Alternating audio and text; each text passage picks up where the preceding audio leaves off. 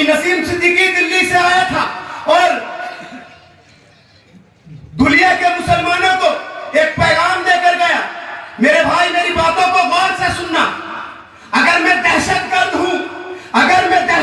हूं, तो मरने के बाद मेरा बेटा बोल सकता है। अगर मैं दहशतगर्द हूं तो मरने के बाद मेरा बेटा बोल सकता है। हुकूमत के इशारों पर तो मुर्दा बोल सकता है, हुकूमत के इशारों पर तो मुर्दा बोल सकता है। और इस हिंदुस्तान में नफरतों ने लूटी है इतनी अजमतें, इस हिंदुस्तान में नफरतों ने लूटी है इतनी अजमतें। अगर पूछना चाहो तो दुपट्टा बोल सकता है, अगर पूछना चाहो तो दुपट्टा बोल सकता है। और मेरे भाई हुकूमत की तवज्जो चाहती है, हुकूमत की तवज्जो चाहती है वो जली हुई बस्तियां, हुकूमत की तवज्जो चाहती है वो जली हुई बस्तियां। अगर अदालत पूछना चाहे तो मलुआ बोल सकता है, अगर अदालत पूछना चाहे तो मलुआ बोल सकता है।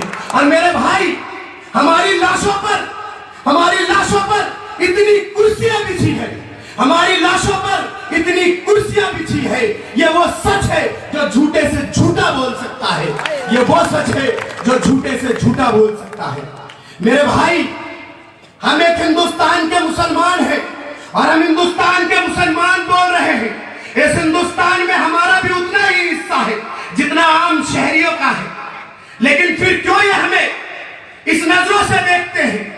मैं पूछना चाहता हूं, सवाल करना चाहता हूं मेरे भाई, क्यों हमें रोज कटघरे में खड़ा कर दिया जाता है और उसका जवाब देने को भी हम पर ही कहा जाता है, जबकि इसका तो हमें इल्म भी नहीं कि हम किसके जिम्मेदार हैं। मेरे भाई मैं आपसे पूछना चाहता हूं, हर रोज हमारे ऊपर मुद्दे बना दिए जाते हैं, हर रोज हमारी ही बातें, हर रोज कभी हमें वोट बैंकों की तरह यूज किया जाता है तो कभी हमें नफरतों का नजरिया बना दिया जाता है।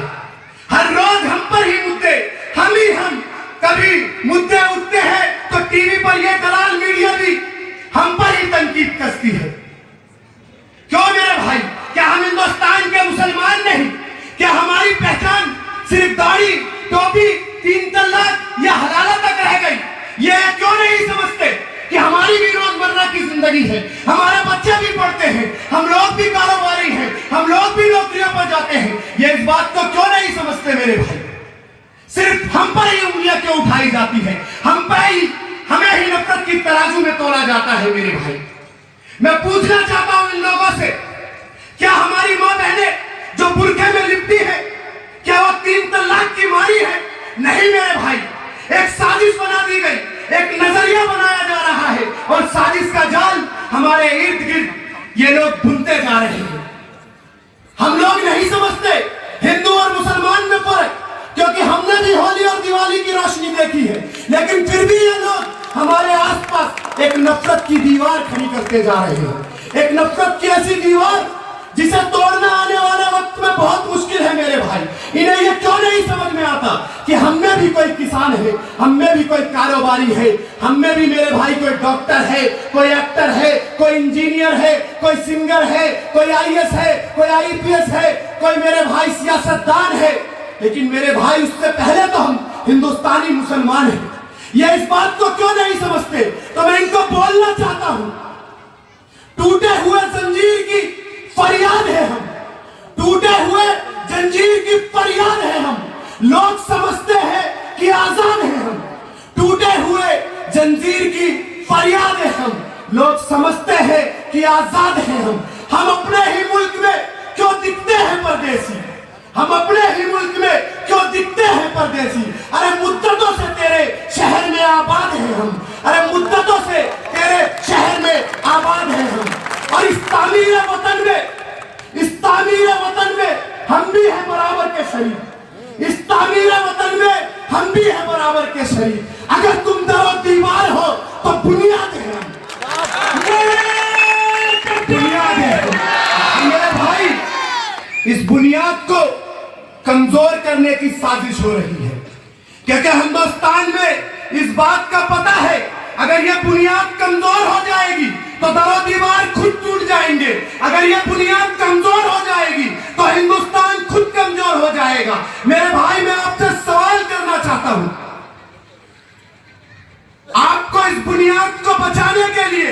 इकट्ठा होना पड़ेगा, एक क़यादत में आना पड़ेगा, एक जगह होना पड़ेगा। जब तक आप इस बुनियाद को मजबूत नहीं करोगे मेरे भाई, तो याद रखना हिंदुस्तान के अंदर हमारी हस्ती तक मिटा दी जाएगी, हवा की तरह बिखर जाएंगे, हमारा आता पता भी नहीं होगा, कोई तुम्हें पूछने वाला नहीं होगा, कोई तुम्हारा हाल लेने वाला नहीं होगा मेरे भाई। मेरे बाप को बताता हूं मेरे भाई, अभी बाकी है लहू मेरे खूने जिगर का। और इस हिंदुस्तान के अंदर और मुसलमानों को इस बात का बखूबी पता है कि जब से हिंदुस्तान आबाद हुआ या जब से इस्लाम पैदा हुआ मेरे भाई, इस्लाम आया, मुसलमानों को अपनी शरीयत से, अपने इस्लाम से, अपने ईमान से, अपनी कुर्बानी से हमेशा मोहब्बत रही है।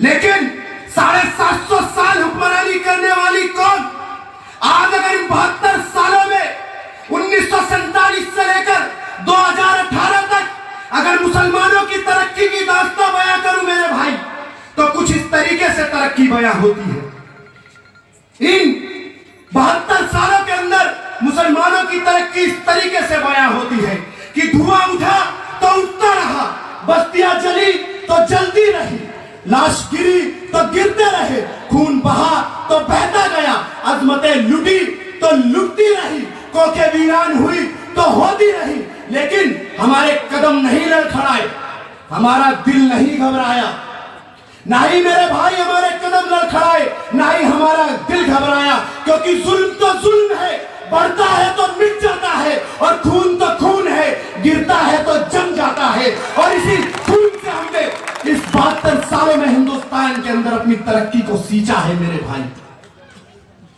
इसी 72 सालों के अंदर अपने खून से इस हिंदुस्तान की तरक्की को सींचा है। मुझे याद है और आपको भी याद होगा, यही दिसंबर का महीना, वो 1992 का काला दिन, जब जालिमों ने यह इरादा किया कि बाबरी मस्जिद को गिरा देंगे, हिंदुस्तान से मुसलमानों को मिटा देंगे, हिंदू और मुसलमानों को लड़ा देंगे।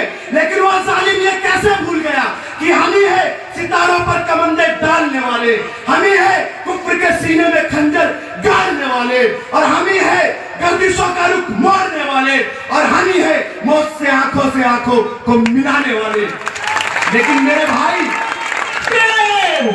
मेरे भाई वो जालिम फिर भी अपनी गुरूरियत में डूबा चला आया, वो जालिम फिर भी अपनी गुरूरियत में डूबा चला आया, बाबरी मस्जिद को भी गिरा डाला, हिंदू मुसलमानों को भी लड़ा डाला, हजारों लोगों ने कुर्बानी दी, हजारों लोग बेघर हो गए। लेकिन मेरे भाई बाबरी मस्जिद की मिट्टी गवाह है कि हम भी अड़े रहे, हम भी खड़े रहे, और बाबरी मस्जिद की जगह मंदिर न बने, इसलिए हमने इन सरकारों के सपनों को चकनाचूर कर दिया, और बाबरी मस्जिद की जगह मंदिर न बने, सरकार को मजबूर कर दिया मेरे भाई, सरकार को मजबूर कर दिया।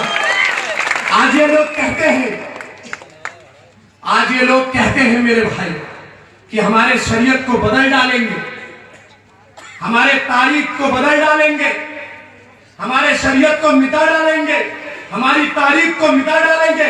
तो मैं इनसे कहना चाहता हूं, सुनो हमारी तारीख मिटाने वालों, सुनो कच्छाधारियों, सुनो बजरंग दल वालों, सुनो आरएसएस वालों, सुनो विश्व हिंदू परिषद वालों, सुनो बीजेपी वालों, तुम हमारी तारीख मिटाओगे। तुम्हें क्या मालूम है हमारी तारीख के बारे में? मैं तुम्हें अपनी तारीख बताता हूं। हमारी तारीख कहती है मेरे भाई, हमारी तारीख कहती है कि हमारा इब्राहिम आतिश नमरूद में कूद पड़ा, इब्राहिम का तो कुछ ना हुआ, लेकिन नमरूद का नामो निशान मिट गया।